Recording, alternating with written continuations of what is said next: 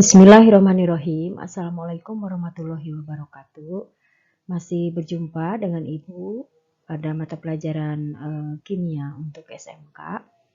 Kali ini masih tentang struktur atom, hanya Ibu akan membahas tentang korelasi konfigurasi elektron dengan sistem periodik.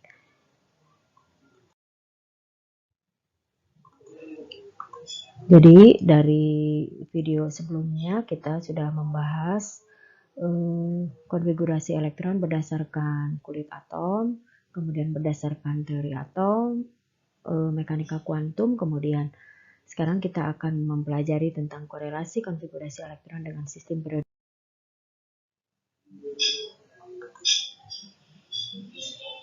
Sistem periodik unsur itu perkembangannya dibagi menjadi beberapa tahap.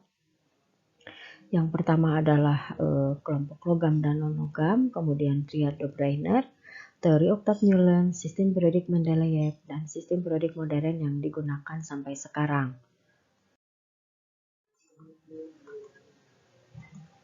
Nah, pada awalnya dulu pengelompokan sistem periodik itu hanya berdasarkan unsur logam dan non-logam karena memang jumlah unsur itu masih terbatas hanya pada unsur logam dan non-logam. Pertama ini dikemukakan oleh Lavoisier, kemudian pengelompokannya itu berdasarkan pada sifat logam dan non-logam. Contoh logam misalnya pada besi, emas karena masih terbatas jumlah logam yang ada, kemudian non-logam yaitu unsur karbon. Berikutnya triad Dobereiner. Triad itu artinya 3, berdasarkan massa atom relatifnya. Unsur-unsur dapat dikelompokkan ke dalam kelompok 3 unsur di mana massa unsur yang di tengah merupakan rata-rata dari massa unsur di tepi, ya. Sebagai contoh di sini ada unsur kalsium dengan massanya itu 40, strontium 88, barium 137. Nah, menurut Dobereiner, rata-rata massa atom relatif dari unsur pertama dan ketiga dari kalsium dan barium itu kalau dijumlahkan dibagi 2 itu akan menjadi massa rata-rata dari unsur yang kedua atau strontium. Ya. Adalah teori Octave-Newland, ya. Teori Octave-Newland ini oktav itu artinya 8, jadi Newland ini menyusun unsur-unsur disusun berdasarkan kenaikan massa atom, maka sifat unsur tersebut akan berulang setelah unsur ke-8. Itu menurut Newland. Jadi beliau menyusun unsur ke-1, ke-2, ke-3, ke-4, ke-5, ke-6, ke-7 ke bawah tuh ya. Itu hidrogen, kemudian litium, berilium, boron, karbon, nitrogen, dan oksigen. Di sini unsur sudah mulai bertambah banyak yang ditemukan, jadi sudah mulai lebih variatif, ya. Nah, Newland ini menyusun untuk satu kelompok, di mana satu kelompok ini ada 7 unsurnya. Kemudian menurut Newland, antara unsur ke-1 dan ke-8, ke-15 itu adalah mempunyai sifat yang mirip atau berulang, ya. Itu menurut. Berikutnya adalah Mendeleev, ya. Mendeleev itu unsur-unsur disusun 12 baris mendatar yang namanya periode berdasarkan kenaikan massa atom dan 8 kolom tegak golongan berdasarkan kemiripan sifat. Kemudian Mendeleev juga menyiapkan tempat kosong dengan keyakinan bahwa banyak unsur yang belum ditemukan. Jadi Mendeleev ini disebut juga dengan bapak sistem periodik karena mulai rintisan beliau, ya, yang mulai menyusun unsur berdasarkan petak-petak di mana dalam susunan baris mendatar itu berdasarkan kenaikan massa atom, sedangkan kolom kelompok yang tegak atau vertikal itu dia namai golongan, dan unsur yang dalam satu golongan itu mempunyai kemiripan sifat. ya. Kemudian keistimewaannya adalah Mendeleev itu sudah menyiapkan tempat-tempat kosong, kotak-kotak kosong yang pada waktu itu beliau sudah bisa meramalkan bahwa di kemudian hari itu akan ditemukan unsur-unsur yang akan menempati kotak tersebut dan mempunyai sifat-sifat yang beliau ramalkan. Ternyata apa yang diperkirakan oleh Mendeleev itu terbukti bahwa unsur-unsur tersebut itu ditemukan dan mempunyai sifat-sifat yang memang relatif mirip dengan apa yang Mendeleev kemukakan.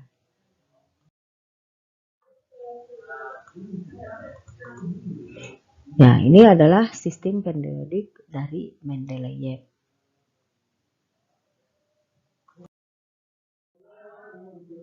Kemudian sistem periodik modern, nah itu disempurnakan lagi oleh Moseley, yaitu membuat sistem periodik modern untuk menyempurnakan klasifikasi unsur Mendeleev. Nah, di sini Moseley itu memperbaiki dari susunan unsur yang dikelompokkan oleh Mendeleev, yaitu unsur-unsur dalam satu periode itu disusun berdasarkan kenaikan nomor atom. Kalau sebelumnya Mendeleev menyusunnya dalam satu periode itu berdasarkan kenaikan massa atom, sedangkan oleh Moseley diubah menjadi dalam satu periode atau dalam baris mendatar itu disusun berdasarkan kenaikan nomor atom. Kemudian unsur dalam satu golongan disusun berdasarkan kemiripan sifat fisika dan kimia. Nah, tabel periodik modern itu yang digunakan sekarang itu adalah hasil penyempurnaan sistem periodik Mendeleev oleh Moseley. Ya, jadi sistem periodik ini terdiri dari 18 kolom. Ini disebut juga sistem periodik panjang. Ya, jadi kita bisa lihat di sini. Jadi ada dua jalur, jadi ada jalur mendatar, ya, baris mendatar atau horizontal. Ini ada 1 baris, 2, 3, 4, 5, 6, 7. Ini namanya perioda, ya. Jadi unsur yang terletak pada baris yang sama itu disusun menurut kenaikan nomor atom. Jadi unsur yang nomor atom 1 di sini hidrogen, kemudian di ujung kanan itu helium nomor atom 2. Nomor atom 3 itu litium, ya. Litium. Nah, ini litium di sebelah kiri, kemudian sebelahnya berilium, kemudian boron, karbon nomor atom 6, nomor atom 7 nitrogen, 8 oksigen, 9 fluor, 10 neon. Berikutnya unsur nomor atom 11 natrium, 12 magnesium, 13 amonium, 14 silikon, 15 fosfor, 16, 17, 18 dan seterusnya. Begitu berulang. Ya, unsur yang dalam satu periode itu disusun berdasarkan kenaikan nomor atom. Sedangkan untuk jalur vertikal atau kolom ini kita lihat ada 18 kolom. Ya, ada penomoran nomor 1, 2, 3, 4, 5, 6, 7, 8, 9, 10, 11, 12, 13, 14, 15, 16, 17, 18 kolom.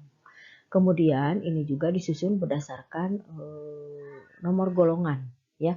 Jadi ada golongan utama atau golongan A, yaitu 1A di kolom paling kiri, 2A sebelahnya, yaitu golongan utama. Kemudian 3-nya nah di sini di nomor kolom ke-13, 14, 15 sampai 18 itu adalah 3A, 4A, 5A, 6A, 7A, 8A. Ya. Ini adalah unsur-unsur yang dalam satu golongan. Unsur yang terletak pada satu golongan adalah unsur yang mempunyai kemiripan sifat. Ya.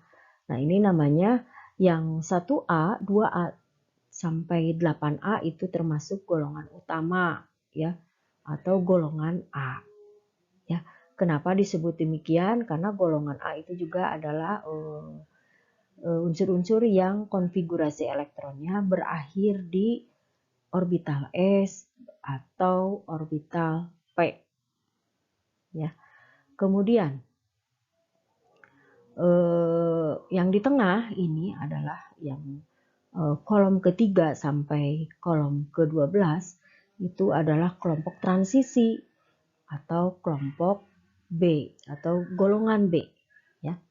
Nah, golongan transisi ini kenapa disebut transisi? Karena logam-logamnya mempunyai sifat peralihan antara logam golongan 2A dengan 3A. Ya.